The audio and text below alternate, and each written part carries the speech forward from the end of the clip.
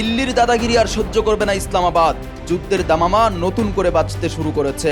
2025 সালের মে মাসে কাশ্মীরের পেহেলগামে সন্ত্রাসী হামলার জেরে বিশ্ববাসী দুই দেশের মধ্যে ভয়াবহ বিমান ও ক্ষেপণাস্ত্র হামলা এবং তীব্র সীমান্ত সংঘাত দেখেছিল।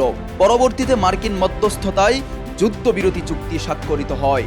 সম্প্রতি দিল্লির পক্ষ থেকে ঐতিহাসিক সিন্ধু নদ জলচুক্তি স্থগিত করার পর নতুন করে আবার ভারতের বিরুদ্ধে যুদ্ধ ঘোষণার হুঁশিয়ারি দিলেন পাকিস্তানের প্রতিরক্ষা মন্ত্রী খাজা আসিফ। তিনি বলেন, যে মুহূর্তে আমরা অনুভব করব যে আমাদের জাতীয় নিরাপত্তা হুমকিতে পড়েছে, আমরা ভারতের বিরুদ্ধে যুদ্ধে যাব।